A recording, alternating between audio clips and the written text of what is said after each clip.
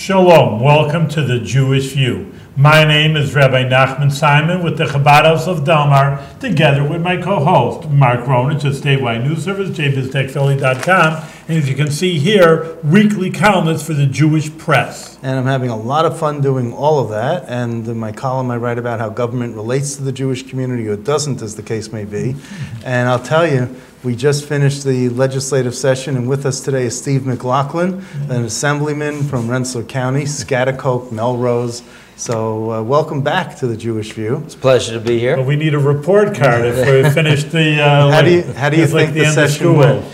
The end of session, I'd give it an F. I mean, Really? the entire session is probably a C, Really? C to C minus something. It was a very average session. It's interesting. So the shorter list is what you liked about it. Yeah, well, yes. Well, the way it ended. We ended the way we always end. It was in middle of the night. It was actually 5 a.m. when we wrapped it up. Literally, you have members fighting to stay awake or flat out falling asleep in their seats because their body has just said enough and they can no longer continue. So that was almost a 24-hour day in the chamber.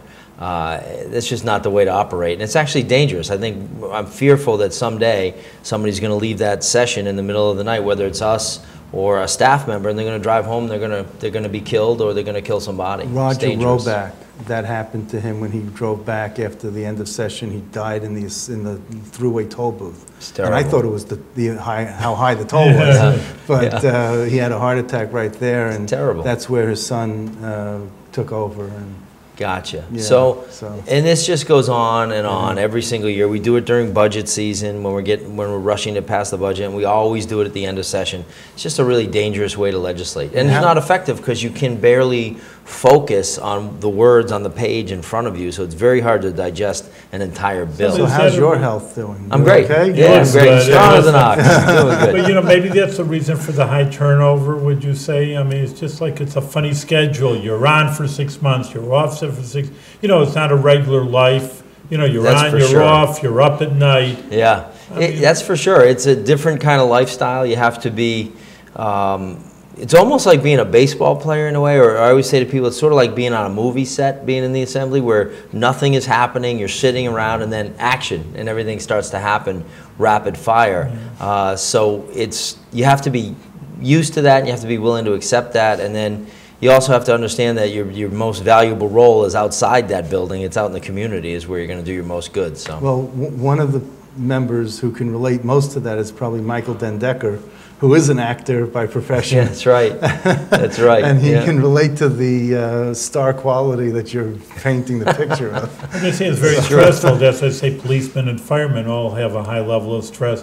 You're just driving around, all of a sudden robbery, or fire. You sit, you see these guys sitting in the fire station. All of a sudden, come on, there's a big fire, and for the next few hours, your blood pressure is sky high. Yeah, it's similar, but I certainly wouldn't put ourselves in the same category as far as bravery goes. But you're right, it's similar. You spring into action, you're going really, really quickly, but then there are hours where you're sitting around with not much to do. So it's where you're just reading and keeping up with what's going on. I mean, you give it a C. What would you like, the assembly to have passed? Yeah, so there's quite a few things. Well, there's quite a few bills. And one of the things that I was really screaming about the entire session was my folks up in Hoosick Falls with the tainted water that they've been dealing with, and really the lack on this legislature's part to grasp the gravity of the situation or flat out ignore it and refuse to hold hearings. So, in fact, just today, as we're filming this, I just a few minutes ago read that Senator Schumer is now saying that we owe an obligation to those folks in Hoosick Falls, and he apparently, if I got my facts correct there from what I read on Twitter, which is not always 100% accurate, that he now supports federal hearings into what went on in Hoosick Falls. So that to me was a really, really big issue that we were dealing with. There were things that we kind of pushed through quickly, like we always do, without a lot of debate or thought, and or without the acknowledgement that there is a con to every pro. there's a flip side to everything that we're trying to do. For example, the minimum wage was something that kind of sounds good when you hear it. You think, oh, great, $15 for everyone, but with no real analysis of what the downside could be. But the analysis is that by the time it kicks in at $15, that's really $13 in today's dollars. It's not really going to be worth $15 when it kicks in. Well, that's if inflation continues the way they think it will. But then that's saying, well, where we are now is really not where we are now. I mean, the fact is, what you are going to see, I believe, and you're already starting to see it, is a huge increase in automation, a huge increase in point of sale. Businesses get scared, it's not, maybe you're right technically, but then people just, $15, I can't afford it, I got to do something right away. McDonald's will have a kiosk, and you just punch in what you want, and you do the work that the clerk behind the counter would do, and they're going to have it where, you could do it. Look, they used to have full-service gas stations. Now, you do it yourself. It's true. Did the world fall apart? No, it didn't, but there's a significant number of entry-level jobs there for kids that will no longer have them. They won't get that first job. They'll have another job. We hope. You know what? They're smarter in technology than we are. And if you ever wanted someone to build a website, they got to be under 16 years old. So, they're going to not all of them, though. The dilemma there is not all of them can do that or will do that. So I think that there's a very real problem that we're going to face, but we'll see. You talk about 50% in Albany here locally or dropouts of high school. These people aren't technological people. They're people without an education. And just all they can do is work at a fast food. You want a hamburger or fries. They need the job. Really, And essentially, when we go into McDonald's now, we look up at a board, and you're basically picking what you want. How hard is it to put that on a kiosk and turn it around? That's right. To face you. You put your card in, you get your food, and out the door you go. So it's a few less jobs at each store that adds up. One idea is, it's radical and it's not going to happen, I know, is separate New York City from New York State. Well, that's not going to happen, but in the legislature, maybe that would be a interesting idea. It is expensive in New York City, and they have a point. How can you live in New York City? Everything's expensive. So if you're in New York City, then you can't. Is that a reasonable idea for a lot of things? I think that even the tolls. To go to Buffalo, these guys don't have money. The local people. New York City, tolls $15, $16, and the highways are full. I guess they have the money, but a guy up in Syracuse doesn't have the $4 or $5, who knows, $10 to go on the thruway. Yeah, it's a good point. And then the governor would say, well, we did address that because New York City got the 15 and the rest of the state got the $12.50. But there really wasn't a lot of economic analysis that went into any of this. It was just like, this sounds good, we're going to do it. What made it really interesting was, a year ago, Mayor de Blasio was pushing for $13 an hour, and a year ago it was said by the governor that that's a non-starter, that's never going to happen, that's bad for business. Within a year, it's flipped on its head. He says now $15 is great. And he puts it in his State of the State message. He does that with the Assembly too. All the time. And the Senate. The bills that don't come to fruition, all of a sudden wind up as his program bill in the State of the State. Yes, that's absolutely correct. So he did it with de Blasio. It's not like he's picking on him. No. I don't buy that there's this big feud between the mayor and the governor. I don't buy it. If anything, it's all show. But I think, unless you know something. I don't know. I think that it's a bunch of media hype. I think it sells papers, so they're keeping this stuff going, because if you read the words, there are no quotes. They're always the reporter's words, and there's always, oh, we found out, or sources say, or whatever, and they never really have anyone quoting, and the reporter sort of puts his own words into the article and makes it seem like it's a problem. It's a good point. You're probably more in tune to that than I am. I'm an upstate guy. I'm not paying that. I read the papers. I see what you're seeing, but you probably have a better take on it than I do. Do you represent Washington County? Yeah, 2 towns up there, Cambridge and White Creek. Okay, then you have to update your Assembly website, because it says Columbia, Rensselaer. It should say Washington.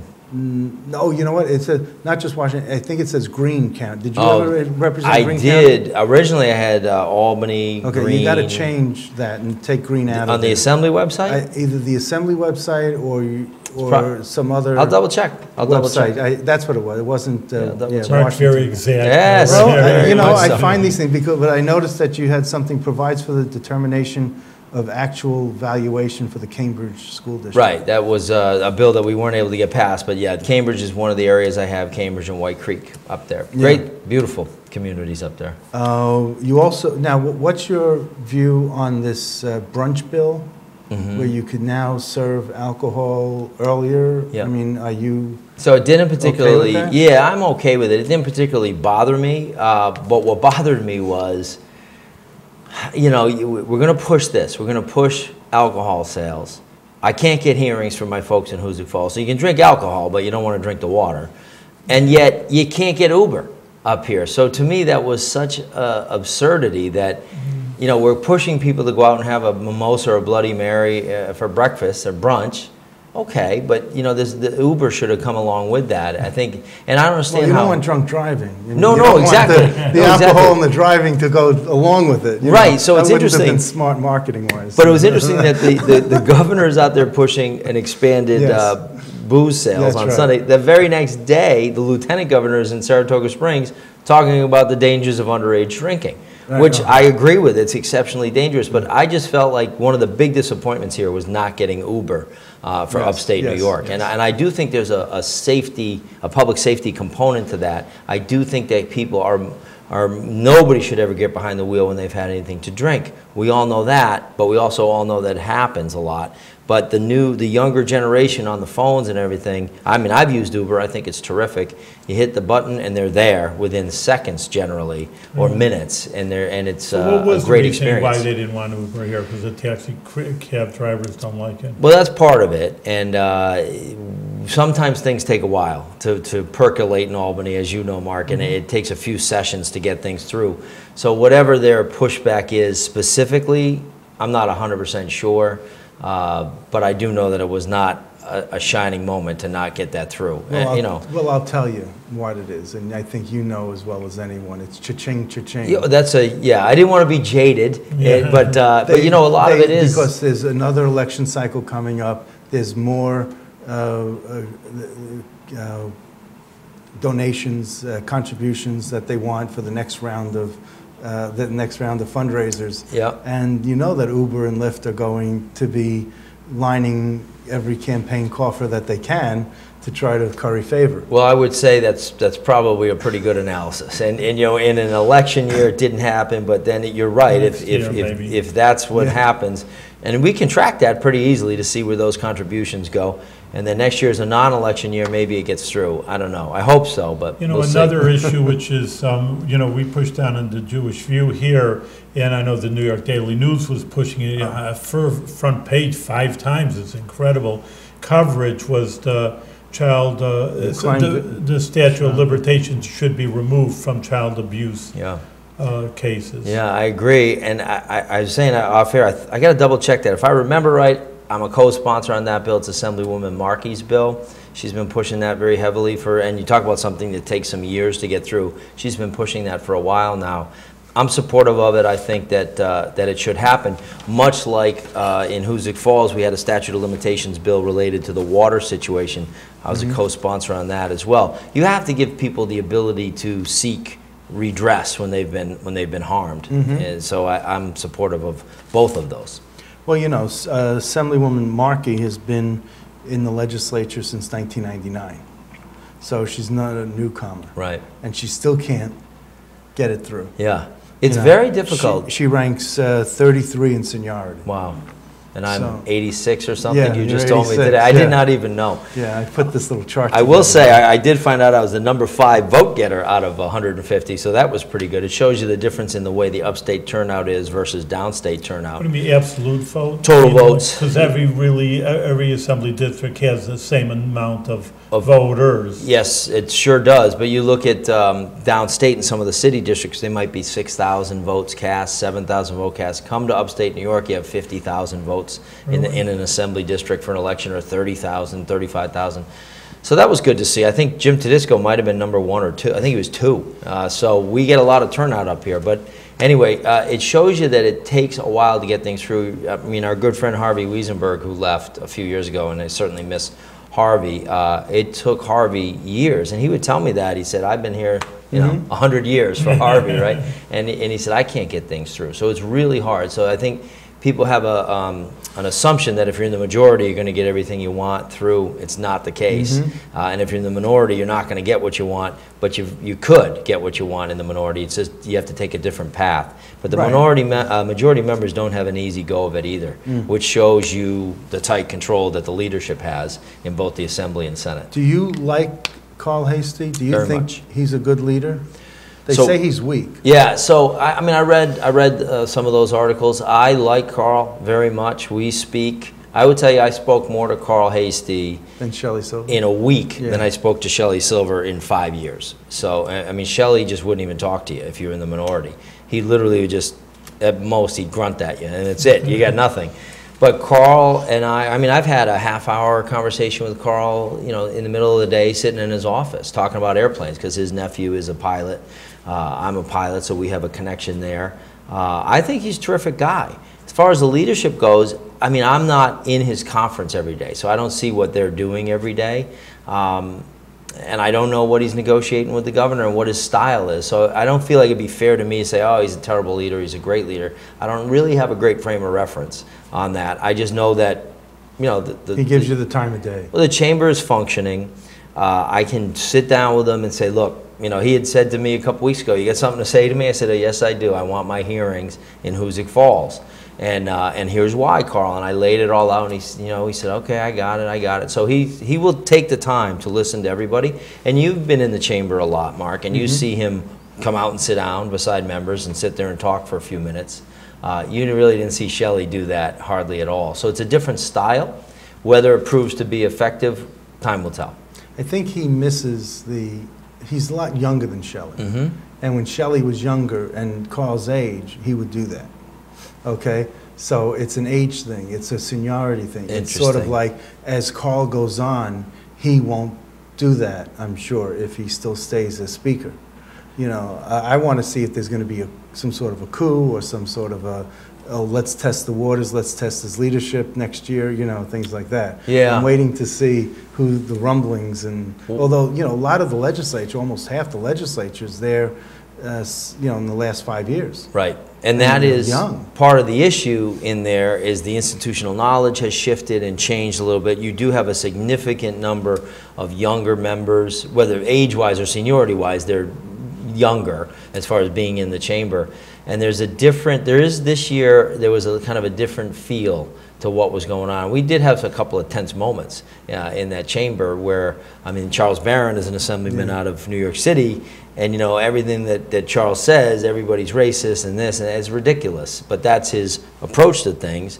He's an ex-Black Panther, and he comes at it from that mindset. That's his mindset, but that's certainly not the mindset of really most everybody in that chamber, So but it makes for some tense moments. Well, let me ask you, he got up on the floor when you had this bill about limiting the opioid abuse, and he said, when in the 60s and 70s, when this hit the black community and the African American and black and brown community, I think he said, it was a criminal justice issue, and you had the draconian Rockefeller drug laws. And people were thrown in jail. My people were thrown in jail for this, for long periods of time, for a small amount of substances. And he says, now that it's entered into the white community, this opioid abuse, now it's a public health issue. Now, he says, racism is rearing its ugly head again. Were you in the chamber when he said this? I was not in the chamber at that particular moment. no. Diana Richardson, who's also a freshman, echoed his thoughts. Right. So that's part of what's been going on here in the chamber quite a lot lately. Would you take offense to those comments? Or? So no, I don't take offense very easily, and I've had people say, you know, I'll be debating someone, and that's a word that everybody likes to throw out there. I'm offended by that. Well, I didn't know what else to say. No, that's fine. No, but I'm talking about in debate. People will say, well, I'm offended. I don't care. I mean, if you're offended, that's on you. That's not on me. If you want to be offended. But I'm going to say what I'm going to say. So I wouldn't take offense to what Charles was saying. But you wouldn't agree with it? I would not agree with it. But it would not offend me. I would just say, call it what you want. If you want to say that, that's fine. And I'm, by the way, all for heavily increasing the penalties for opioid dealing especially. Right. I think the folks that are using this stuff need a lot of help. This stuff is ravaging through our communities.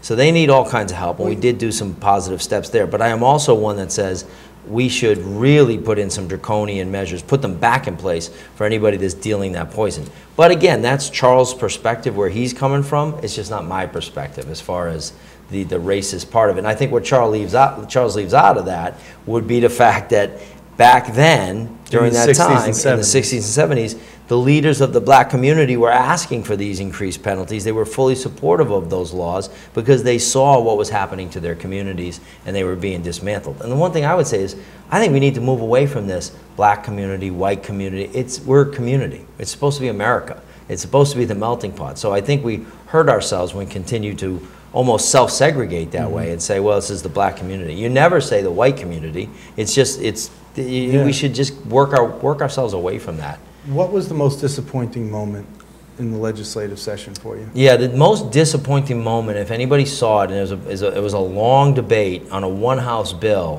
and it started out as it was basically an abortion debate, again, on a one-house bill. We keep bringing it up over and over. And one of our members said something that was probably not phrased exactly correctly. Well, then we were off to the races, and all kinds of charges of racism were being thrown. Who said something? So it was a new member, Ron said it. Ron Kim? Canestrera or something, right? Yes, Castorina. I'm sorry. He's from Staten Island. Yeah. He took Joe Borelli's place, right. And so he said something, and you know what he meant what he said. He was talking about the number of abortions in the black community, and he was pointing that out, which is factually accurate. There are a lot of abortions in the black community, so his numbers were right. But what he had said was, this is genocide in your community. And of course, people were going to get upset about that. I understand that. They were very upset. We had about 35 members storm out of the chamber. Everybody at once got up. About 35 members asked Democratic him, members? Democratic Or members. Democrat and He was Republican? against abortion. Yeah, that's his point. Very much. And he's saying, look, you're killing a lot of your own babies. So would I have phrased it that way? No. Certainly people took a lot of offense to it. And then it became a really racially charged moment for a long time. And if you go back and watch that video, it's very disturbing. And my 6 years, I've never seen anything like it. And there was all kinds of interruptions going on. Jane Corwin was jumping in numerous times. Joe Morelli was jumping in numerous times. Jeff Aubrey's trying to keep control of the chamber from the chair. It was really something, and that was the most disappointing for me as far as an institutional thing. But as far as legislatively, the fact that my folks in Hoosick Falls are being ignored is really beyond frustrating. So when Senator Schumer comes out and says we need federal response to this, did Chris Gibson also come out? He already has. Chris was the first federal official. So do you think he had the impact that he got to Schumer and told him that we need this? Or I'm sure Chris has been talking to him. Kathleen Rice, a Democrat out of Long Island, who was she co-chair or vice chair of the Moreland Commission? She was high up on that. I might have it wrong about the title. And then the DA at the time, and now a congresswoman, she's saying we need federal hearings on this. But Chris was the first out of the blocks. I'm sure Chris leaned on Senator Schumer, and I hope he does the same with Senator Gillibrand, because my folks and his folks, they're all our mutual constituents. We need help. Is Hoosick Falls another love canal? It's close. It's really close. The water is still tainted up there. The water is, everybody wants to act like the water's fixed because the filters are installed. We do not have a new source of drinking water up there, so there is tainted water flowing to those filters. Yes, it removes the contaminants, but would anybody watching want to rely on filters when they know that the water hitting those filters is pretty highly contaminated? So are you advocating maybe the state buy up all the property like they did in Love Canal? And then No. We can fix this problem. We can fix the problem. I think we need a new water source, which I said from the beginning. I had said that it should be the Tom Hannock is probably where we should be looking. It's about 12 miles away. It's going to be a big project, but it will heal that town because there is no PFOA in the Hoosick Reservoir. Thank God there's none there. So that is a good source of water. So I got to tell you, we were talking about this before, that the bottled water is regulated by the Food and Drug Administration. Tap water is regulated by the EPA, the Environmental Protection Agency. Right. And the FDA allows more parts per billion of contaminants in the bottled water than the EPA allows for tap water. Right. So tap water has fewer parts per billion of contaminants from the start. So it's healthier to have tap water, but now you're giving all these residents bottled water, which has more contaminants per parts per billion. Yeah, but it doesn't, some of those contaminants may in fact not be harmful. All of our water has some level of contaminants in it, but PFOA appears to be a whole different animal. So there's no PFOA in the bottled water that we know of. We know of, and I would assume it's being tested, but we know for sure that there's PFOA in that tap water. Wouldn't you be surprised? I would be, and I think that if it gets tested, I'd be incredibly frustrated if that was the case. But here's what we know. We know we need a new source. We know that the governor's administration knew for 18 months that the water was tainted because the EPA was telling them it was tainted and telling them that they had to say something to the people. And I think that's what's really hurting the people in Hoosick Falls is the fact that for a year and a half, they have little babies up there that are testing way, way high on their blood levels. You and I probably have a PFOA blood level of about 2 parts per billion. That's the average American is going to have a little bit. Right in our system, there is something there. You're going to inhale it. You're going to pick it up in the environment. It's in pizza boxes. Don't eat microwave popcorn, by the way. Stop eating that. He doesn't. Do it in you know, so it's in the lining of pizza boxes, non-stick carpeting, stuff like that. So it's everywhere. They find this in the blood of polar bears. So if the average American is at 2, and I have a little 4-year-old baby at 117 or 125, and for a year and a half that baby was accumulating that PFOA, how much accumulated in that year and a half when the baby should have been on, everybody up there, but certainly the baby and everyone else should have been on bottled water. It's very frustrating. And all I'm saying is, let's hold the hearings to find out what the breakdowns in communication were, because they are very readily apparent that there were a lot of breakdowns in communication. Okay. Now, you also you're doing sales for Monolith Solar? A little bit. I haven't done much lately. I've been exceptionally busy this year, so a little bit. But coming up in the next 6 months, you might be doing more of it? Hopefully. But Monolith Solar is now moving to Delmar, That's true. They've been working on that Vista Technology for Park? a couple years. They've kind of had that in the works, yeah. But they're going to keep their place over in Rensselaer as well. Oh, they are? Yeah. Across from the Dunkin'? Mm-hmm. Okay. Yeah, they'll still be there. It's a growing company. It's good to see. So why can't you, and maybe it's not ethical, again, go with the ethics rules and stuff, but you know, Suffolk County in Hauppauge, in their county office building, they have this huge solar display, whatever, in their parking lot, and people park underneath it, so it's like a little carport. Sure. But it helps them cut their electric bill. Why can't you get the state to do more of that? I mean, I asked, what was it, Spitzer put in solar panels at the executive mansion. I think Andrew took them out. Really? And I've been trying to get Roanne DeStito, the head of OGS, to look into this for me, and it's taking forever. You know, they can't just go over there to look. You know, they got to... Well, for me, I have to be very cautious of any of that. You know, if I got free tickets to a picnic, I have to go to ethics and say, can I accept these? Right. I have free tickets to opening night at the Valley Cats. I don't go. I pay for my ticket if I go. So I'm very... Can I have your ticket? I don't even know if I can give them to you. I don't even know if I can do that. But so I note all those things when they come in, and I say check with ethics. Well, just so you know, I'm available if you get extra tickets you right. can't use. The good thing is the Valley Cats aren't that expensive. That's so, right. I know. But I'm very cautious about that. So I have to really make sure that we're not crossing over any lines, even by approaching anybody. I mean, I sold solar to a small little village, Stuyvesant Falls, that I represented at the time. And it was a tiny little system, but it was able to power the entire town hall because they didn't use much. Well, I said to them, put it out to bid. You know, you don't want to just give it to me. Put it out to bid to make sure. And sure enough, they did. Well, nobody else bid. It was out there. Nobody bid. We got the job. And I tell you, it was teeny tiny. It was little. I still got criticized for that. Yeah, I said, oh, look what he's doing. He's using his position. But I'm the one that said, put it out to bid. But who criticized? Some of the folks in town. Some of the gadflies that might not necessarily line up with me politically. It was nothing. It was much ado. It didn't make the papers. No, there was no reason to. It was much ado about nothing. When I tell you the commission was about $200, it was such a small little sale. It was nothing. I said, I'm the one that said put it out to bid. I can't help it if nobody bid, So it's one of those things, like, you're allowed to go out and make a living, but then when you do make a living, you're subjecting yourself to all kinds of criticism. So you have to watch a very fine line there. But that being said, Monolith has done a number of those parking structures. You'll see them over. KeyBank has a couple, and they're terrific. People love them. What about solar farms? Because there are some houses that are too shaded. So if you build a huge solar farm, you can then direct the solar power. We have done a number of those. But New York needs a certain kind of legislation to do kind of sharing where you might buy 10 panels in the field. You own 10 panels, somebody else owns 10, and that power is flowing to your house. That's community net metering. That's coming, it's on the way, but we don't necessarily have it yet. Massachusetts does. But it doesn't mean they don't do solar farms. They, along with a lot of solar companies, do. But when you see a big, giant, thousands of panels out there, a lot of times what they may be doing is feeding a big business. So it might be feeding every bank branch in the Capital District, but none of the panels are on the bank branch, but all that power is flowing there.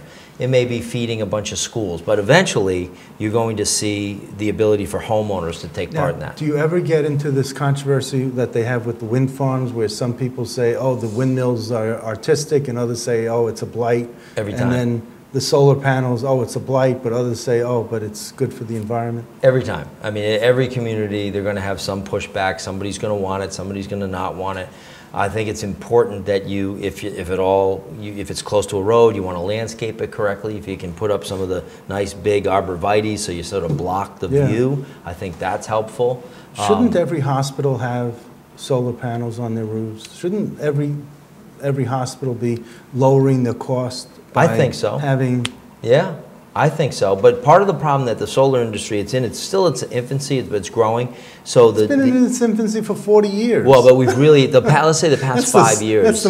That's the oldest infant I've ever seen. That's true. That's true. It's a middle-aged infant at this point. But as far as the new generation of it, because it sort of did nothing through the 70s and 80s, but it's really kind of got legs now. Okay. The problem is the incentives keep changing. So NYSERDA keeps changing things. So what the companies are able to do changes on an ongoing basis. For example, a couple of years ago, we used to be able to go out and put solar panels up literally for nothing on schools, hospitals, churches, synagogues. For nothing, wouldn't cost a dime, and then we would discount the energy. At that point, about 25% off of what National Grid was charging. If they went up, we went up. If they went down, we went down, but always 25% below. The incentives keep changing and changing and changing to the point where we were able to do it for 15%, and then we couldn't even do it because there was just, you couldn't make money. You'd go broke doing it that way. So there has to be some stability in the way the industry is working, and that's sort of some of the growing pains that they're still suffering from. Is this something that you feel you could take the lead on, or would you be criticized because they would say, oh, look, he's promoting legislation that will impact his sales business? Well, you're always going to get that criticism. But I think where you get into an ethical problem is when it is specifically helping you, or it's specifically helping your company. So this is, so you won't benefit financially from it. Right. And this would be across the board, across the entire state, so any solar company would benefit. And you're just by that. knowledgeable about it. So I try to be. That's why I'm just saying, this could be your expertise. I mean, look, John McDonald who's a pharmacist, could be promoting a pharmacy bill. Right. And that's not just going to affect his business or his bottom line. Exactly. So that's the gray area. If you're helping everybody, you're okay. If you're just helping yourself, you've got a huge ethical problem, as we've seen in Albany. Okay. Yeah, Mark, we're out of time, but Steve, this is so many times we come and we got to have an annual report. That's right. Of what's happening. So again, you're doing great work for the people of New York, sticking up for them and not other interests. So keep going with good health and good success. Thank you so much. Continued success. Thank you.